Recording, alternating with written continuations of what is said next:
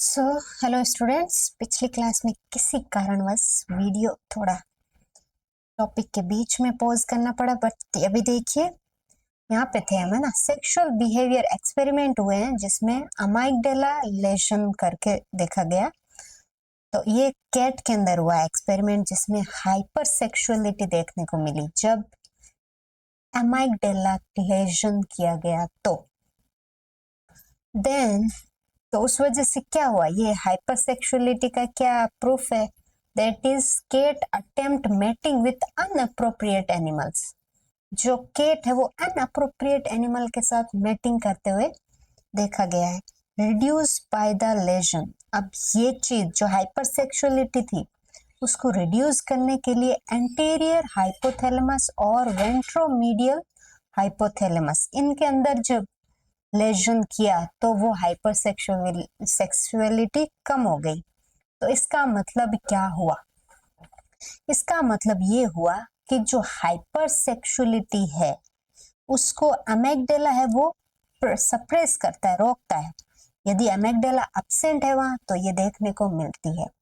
Then reduce by lesion, यानी कि ये दोनों क्या करते हैं, इंक्रीज करते हैं सेक्सुअल एक्टिविटी को। एंटीरियर हाइपोथैलेमस, दोनों ही हाइपोथैलेमस है, एक एंटीरियर और वेंट्रोमीडियल, ये दो रीजन है हाइपोथैलेमस के जो सेक्सुअल एक्टिविटी को बढ़ावा देते हैं। देन हाइपर जो एंटीरियर क्या था, एंटीरियर हाइपोथैलेमस था। तो लेटरल हाइपोथैलेमस ये वाला पार्ट है, ये पूरा पार्ट हाइपोथैलेमस का है।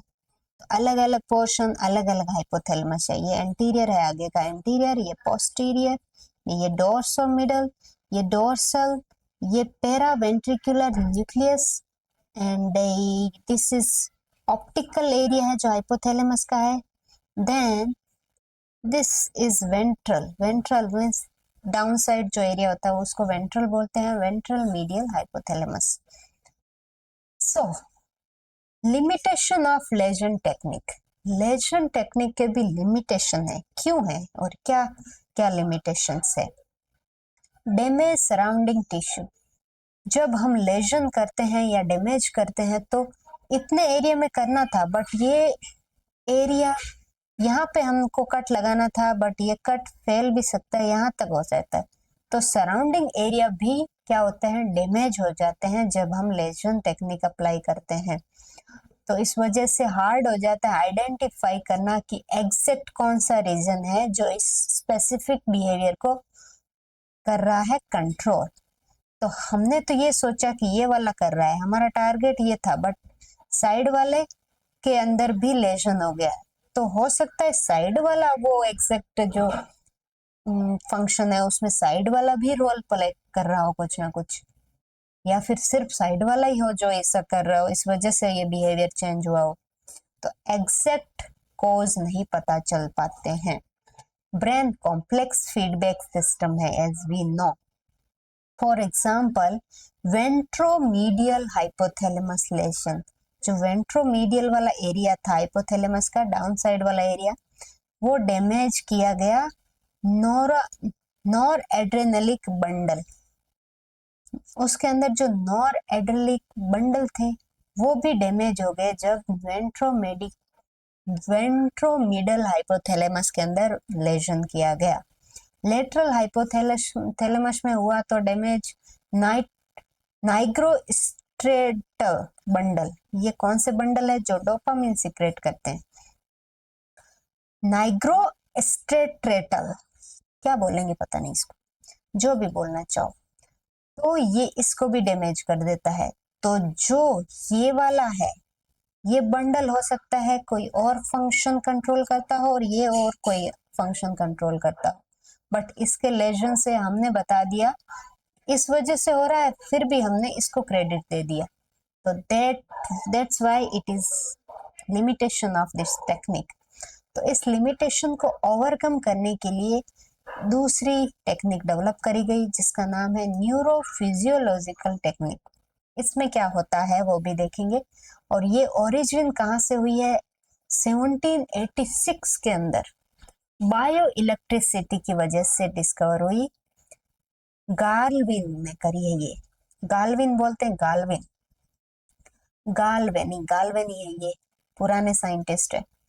तो इन्होंने देखा है कि मसल और जो नर्व है वो क्या करते हैं, इलेक्ट्रिसिटी प्रोड्यूस करते हैं। तो उसी को बायो इलेक्ट्रिसिटी बोला है, जो नर्व और मसल जो इलेक्ट्रिसिटी प्रोड्यूस करते हैं। क्योंकि नर्व मसल ये किसके अंदर है, बायोलॉजिकल सिस्टम में है, that's why it's consider as a bio. इसका प्रिंसिपल क्या है, नर्व सिग्नल ट्रेवल करते हैं इलेक्ट्रिक इम्पल्स के फॉर्म में। नर्व क्या करती है, कोई भी अपना सिग्नल है वो इलेक्ट्रिक पल्सेस के फॉर्म में ट्रेवल करके अपने ब्रेन तक लाती है, या जो भी सिस्टम है वहां तक ट्रेवल करके लेके जाती है। तो इसको दो तरह के मेथड यूज किए, रिकॉर्ड किया ब्रेन में जो इलेक्ट्रिक एक्टिविटी होती है उसको, है ना। इस इलेक्ट्रिक इम्पल्स का यूज करके हमने दो मेथड अप्लाई करके हमने स्टडी करी है। पहली क्या है, जो हमारे ब्रेन के अंदर जितने सारे सिग्नल हर टाइम चलते रहते हैं, उसके अंदर जो इलेक्ट्रिसिटी एक्टिविटी हो रही है ब्रेन के अंदर, उसको रिकॉर्ड किया गया। Then electric impulse to evoke behaviour. और दूसरा है, ये तो एक नॉर्मल जो एक्टिविटी हो रही है एक बॉडी के अंदर उसको रिकॉर्ड किया।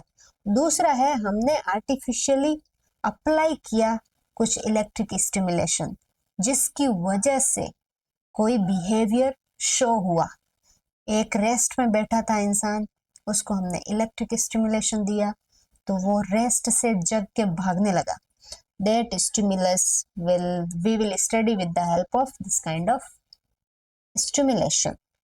और इस फील्ड में जो अर्ली साइंटिस्ट या एक्सपेरिमेंट करने वाले लोग थे वो इनमें से है, एक है हिटजिंग। हिटजिंग है ये वाले आदमी हिटजिंग है। 1771 80s के अंदर स्टिमुलेट किया इन्होंने ह्यूमन ब्रेन को, जिसकी वजह से आई मोमेंट देखने को मिला। तो वो एरिया को जहां पर भी ब्रेन के एरिया में ऐसा स्टिमुलेशन या इवोकेशन बिहेवियर देखने को मिला इलेक्ट्रिक स्टिमुलेशन की वजह से, इसमें जो मिला वो था इलेक्ट्रिक मोमेंट। तो जहां इलेक्ट्रिक मोमेंट हुआ, जिस जगह पे स्टिमुलेशन दिया, तो वो हमने मार्क कर दिया as a eye moment controller. Then है फिट्स प्लस हिटजिंग, ये दोनों ने मिल के किया है डॉग के ऊपर मसल कॉन्ट्रैक्शन जो डॉग के अंदर होता है उसके ऊपर। फ्रेरी ने किया है मंकीज पे, ही इज द फ्रेरी। बार्थलो ने किया है ह्यूमन पे। तो human dog monkey, these are the main animals. तो लोकलाइजेशन क्या है, मोटर कॉर्टेक्स एरिया। इन सब का जो भी मसल कॉन्ट्रैक्शन है, आई मोमेंट है, और इनके अंदर जो भी स्टडी हुई है वो सब कॉर्टेक्स के रिलेटेड थे। और सेंसरी सेंटर थे विजन के, ऑडिटरी के, टेस्ट के, स्मेल के, इन सब में ये वाली चीजें थी। देन इलेक्ट्रिक मेथड क्या है, स्कल ओपन किया, इलेक्ट्रोड को इंसर्ट कर दिया, फिर फिक्स कर दिया उसको किसी हार्डन सब्सटेंस के साथ में। जो वहां सब्सटेंस है वो वहीं पे चिपका के रखे उन इलेक्ट्रोड्स को। देन ये यदि लार्ज एनिमल पे कर रहे हैं तो हेड होल्डर भी यूज करना पड़ा, उसके ऊपर हेड के ऊपर एक टोपी के जैसा पहना दिया ताकि वो होल्ड रहे वहीं पे इलेक्ट्रोड जो इंसर्ट किए। थ्रेशोल्ड कंसेप्ट क्या होता है, behaviour depend on threshold current. मतलब एक लोवेस्ट, उतना लोवेस्ट लिमिट, इतना सब कम से कम वो इलेक्ट्रिक करंट जहां पे बिहेवियर शो होता हो, उससे ज्यादा नहीं करंट अप्लाई नहीं करना है, उससे ज्यादा। फॉर एग्जाम्पल हमने टोड को लिया, उसमें एस्केप बिहेवियर देखा, लो थ्रेशोल्ड ऑप्टिक टेक्टम। यदि लो थ्रेशोल्ड है तब तो ऑप्टिक टेक्टम शो होता है वहां पे, तो एस्केप बिहेवियर देखने को मिलता है। Prey catching behaviour higher threshold, optic के अंदर ही ऑप्टिक टेक्टम में यदि करंट हमने कम दिया है थ्रेशोल्ड से, ये थ्रेशोल्ड लिमिट है उससे कम दिया है, तो वो प्रे को कैच करेगा, प्रे को एस्केप करेगा, मतलब उसको पकड़ेगा नहीं। यदि हमने थ्रेशोल्ड तक दिया है, हाई थ्रेशोल्ड, यानी कि ये नॉर्मल लिमिट थी, इससे ऊपर दिया है, तो ये क्या करेगा, कैप्चर करेगा प्रेस को। और ये किसके अंदर एक्टिविटी है, optic tectum. within same behavior का सा different step, orienting, snapping, swallowing and different threshold के साथ ये सब देखने को मिलता है। एक ही organ है ना। ब्रेन के अंदर एक यही सेंटर, ओनली ये सेंटर है जहाँ पे हमने इलेक्ट्रोड लगा दिए। अब हमने एक में करंट 2 एम्पियर दिया, दूसरे में 3 एम्पियर दिया, चौथे में तीसरे में 4 एम्पियर दिया। तो यहाँ पे तो ओरिएंटिंग देखने को मिलता है, यहाँ पे स्नैपिंग देखने को मिलता है, यहाँ पे स्वेलिंग देखने को मिलता है। यानी कि थ्रेशोल्ड में डिफरेंस है, जगह वही है, मतलब कि एक ही लोकेशन पे अलग, यदि स्टिमुलेशन अलग अलग है तो बिहेवियर भी अलग अलग शो करता है। नाउ स्टीरियोटैक्सिक मशीन क्या है? स्कल को होल्ड करके रखेगा, फिर उसके होल्ड करने के बाद हमने इलेक्ट्रोड को इंसर्ट किया प्रिसाइजली, जहाँ पे सही जगह चूज करके, फिर हम पोजीशन को कंफर्म करेंगे कि जहां हम चाहते थे क्या इलेक्ट्रोड वहीं इंसर्ट हुए हैं, वो कंफर्म करेंगे एक्सरे की हेल्प से। और ये सब हम कर पा रहे हैं ब्रेन के साथ छेड़छाड़ बिकॉज ब्रेन के अंदर कोई भी सेंसर नहीं होता है पेन के लिए, यानी कि ब्रेन के अंदर कोई पेन नहीं होता है। लेट्स सी इलेक्ट्रोइंसेफेलोग्राम, ये क्या है? इलेक्ट्रोइंसेफेलोग्राम ये डिस्कवर किया था हैंस बर्गर ने, बर्जर या बर्गर जो भी बोलना चाहो, 29 में, आज से 100 साल, लगभग 100 साल पहले, 98 ईयर बैक। अभी 2026 चल रहा है, 3 साल का मैं 100 में से। ब्रेन वेव इन्होंने क्या किया, इलेक्ट्रोड इस ईईजी की हेल्प से ब्रेन में जो अलग अलग तरह की वेव होती है उनको रिकॉर्ड किया। तो उसमें देखा एक वेव थी जिसको नाम दिया अल्फा, दूसरी को दिया बीटा, अल्फा, बीटा, थीटा और डेल्टा। ये 4 जो है क्या, 4 वेव को रिकॉर्ड किया। अल्फा कब देखने को मिली? जब रिलैक्स कंडीशन में था एनिमल और उसकी आईज क्लोज थी, एकदम रिलैक्स होके बैठा था और आंखें बंद करी हुई थी। देन बीटा में जब वो अलर्ट और थिंकिंग कंडीशन है, मतलब दिमाग बहुत ज्यादा एक्टिव है, बीटा फॉर हाई ब्रेनिंग ऐसे याद रख सकते हो, अल्फा फॉर आलसी, रिलैक्स, आलस में है तो अल्फा, बीटा है वेरी मच ब्रेनिंग, थिंकिंग और हैपनिंग देयर, थीटा का 1 मिनट के लिए होल्ड करे, डेल्टा का डीप स्लीप। तो ये याद हो गया, ये याद हो गया, आई थिंक ये भी हो गया। देन थीटा में ये सब अलग अलग याद रखने हैं आपको। जब आप स्ट्रेस में होते हो, जल्दी सो जाते हो, जल्दी सोने का मतलब ये नहीं कि आप 8 बजे सो गए 10 बजे की बजाय, ये 8 बजे सोना 10 बजे सोना ये जल्दी नहीं है। जल्दी मतलब आप जब बैठे सोते ही लेटते ही नींद आ गई, वैसे वाला जल्दी। हेल्यूसिनेशन, क्या पढ़ रही हूं मैं?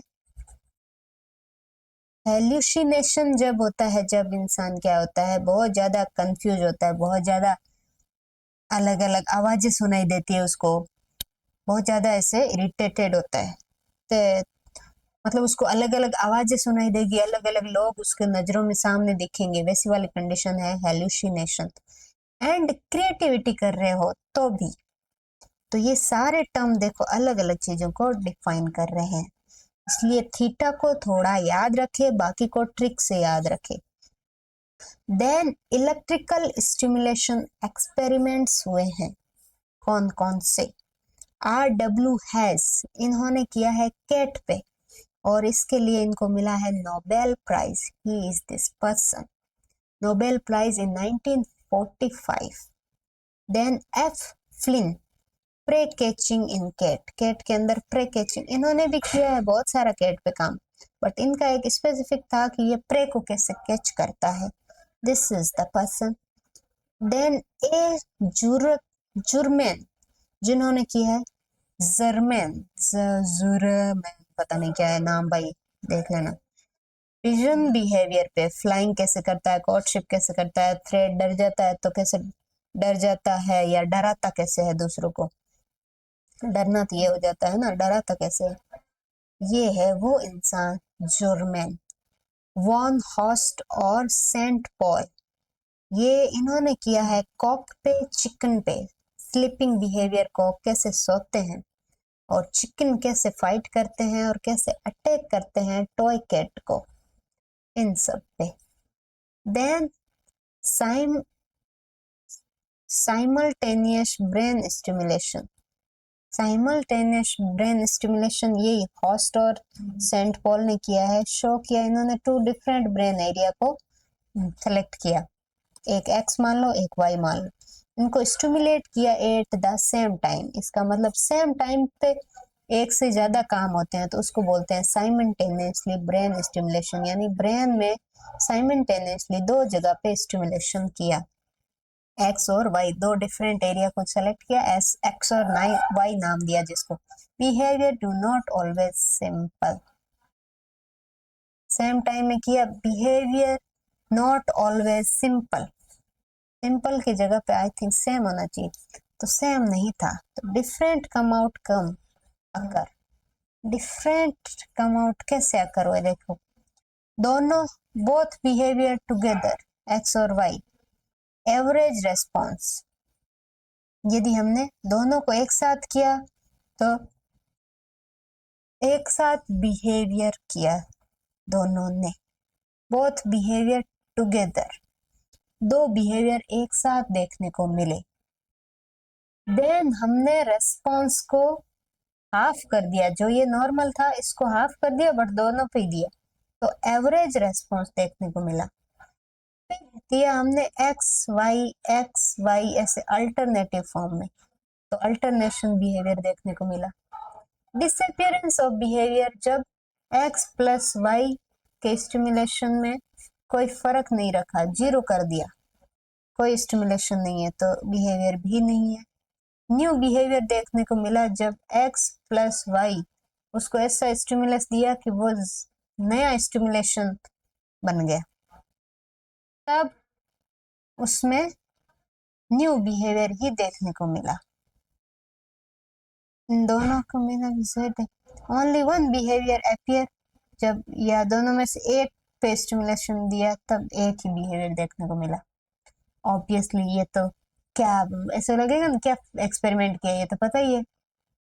For example in cat stimulation of growl centre, growl centre पे स्टिमुलेशन दिया, साथ साथ में फ्ली सेंटर पे भी दिया, तो प्रोड्यूस अटैक बिहेवियर, अटैक करना शुरू कर देती है। फ्ली में वो डरती है, ग्रोल में लड़ने का होता है, लड़ाई मतलब गुस्से में।